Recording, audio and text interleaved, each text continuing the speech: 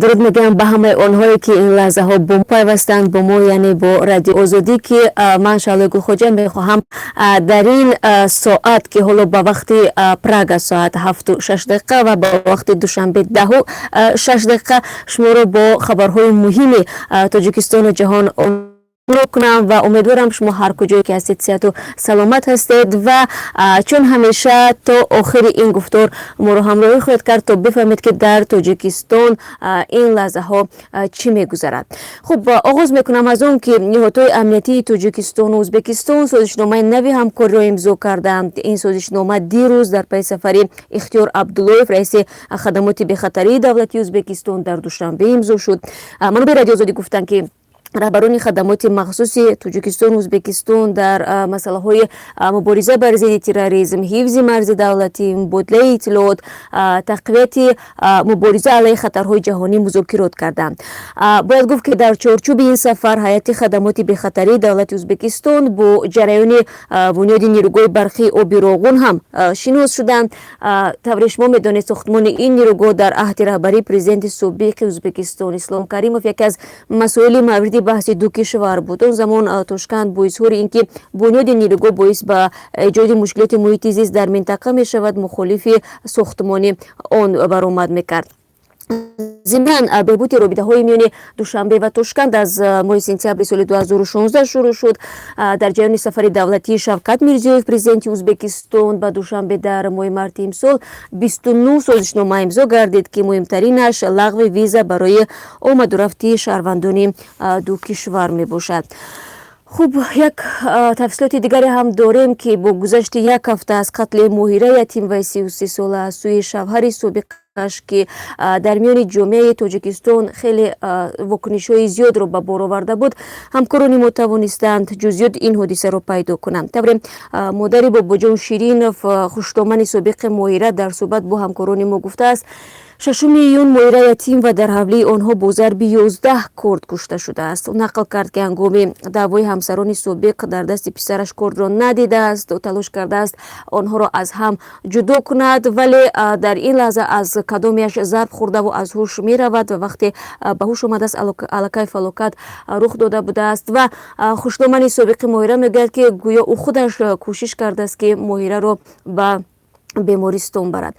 نزدیکان بابا جان شیرینوف که حالا او در بازداشت است و جزئیات بیشتری جنجال بین سابق همسران را شرح ندادند، تنها گفتند که آن روز ماهره پسر خردیش را نزد دو فرزند دیگرش که در تربیت پدر بود آورد و پسر خردی او همیشه جدایی با برادرانش اذیت میکشیده است.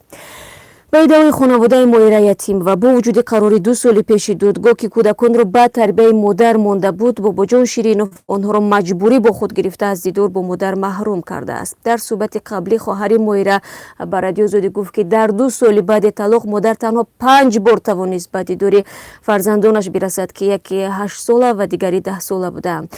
پدر ماهره یتیم و به همکاران ما نقل کرد که دخترش از اول برای با خود گرفتن کودکانش مبارزه می‌برد. به گفته اهل دین یتیم طول 2 سال داماد سابقش پیوسته آنها را تحقیر و تهدید کشتن میکرد، اما آنها این تهدیدها را جدی نمیگرفتند.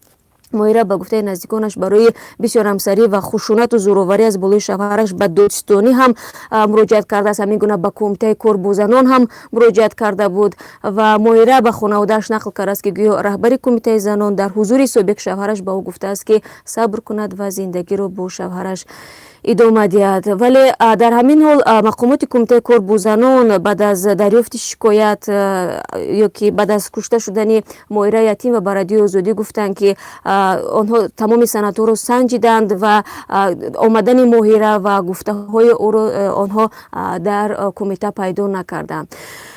اما حالا نزدیکان ماهره یتیم و حالت روحانی یا که حالت روحی کودکان که به گفته آنها به احتمال بیشتر فاجعه قتل مادر در پیش چشم کودکان رخ داده است نگران کرده است. از جمله فرزند خردی دخترشان که همگی 3.5 سال دارد چند بار گفته است که پدرش با کرد مادرش را زد و خون جاری شد. حالا کودکان با خانواده پدرش هستند و ظاهرا مادری که 2 سال برای بازپس گرفتن فرزندانش تلاش کرد هلاک شد و با همین بحث باقی ماندن کودکان هم از بین رفت. به هر حال ما بازم قضیه این حادثه رو ما پیگیری خواهیم کرد و خواهیم دید که قاتل گمانبر بالاخره چی جزا خواهد گرفت. و خبر دیگر این است که با نزدیک شدن عید رمضان که همگی 3 روز دیگر مانده است، روز جمعه تجلیل میکنند، بسیار سر و صداها تا هنوز هم وجود دارد که تا کجا این روز استراحتی است یا اینکه کاری است و از جمله وزارت علمی تاجیکستان روز در هیچ مؤسسه تعلیمی کشور سنجش و امتحان برگزار نخواهد شد. احسان خوشبخت سخنگوی وزارت در بیانیه رسمیش گفت که جدول سنجش و امتحان ها را هنوز ماه امسال تصدیق کرده بودند و آن وقت روز دقیق عید رمضان را نمیدانستند. بنابراین به گفته احسان خوشبخت با فرمان وزیر از 7 ایون آن امتحان هایی که بر روز عید روز می آمد به 16 ایون گذرانده شد. و جمله گفت که تغییرات به جدول سنجش امتحان ها به همه مکتب‌های کشور دسترس شده است و حتما رعایت می شود.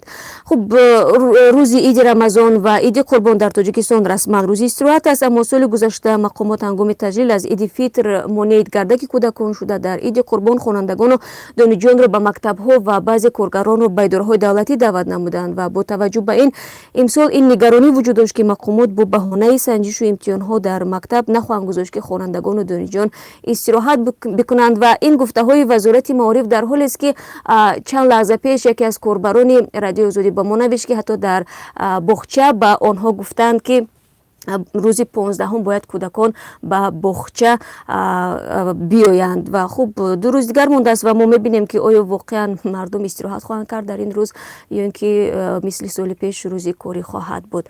و یک خبر دیگری ما از از شمال تاجیکستان است، از خوجند که در اونجا مروفیه خیرلو میرسیدوف خبرنگار و رهبری کوین تاجیکستان ادامه دارد و در روز سوم مروفیه عضو کوین تاجیکستان در تالار دادگاه خوجند باعث شاهد حضور یافتند. آنها گفتند که اکثر مبلغ بود و باش و غذای اعضای کوین محض در بیشکک و سوچی و مسکو را میرسیدوف پرداخت میکرد و جمله دلیر کامیلوف یکی از شاهدان گفت بجز از مبلغ بود و باش در سفر خارجی پول لباس، خرج تاکسی و گانرار برای مؤلفان صحنه‌چی ها نیز از طرف خیرلو میرسیدوف پرداخت میشد. باید بگویم که خیرلو میرسیدوف ماه دکبر سال گذشته بازداشت شد و از روی 3 ماده قانونگذاری تاجیکستان متهم می شود. بینندگان عزیز، این چند خبری بود که من میخواستم به سهم شما برسانم و همه شما را بعد از کمتر از 3 ساعت دیگر الکی در معرفی سرخطهای مهم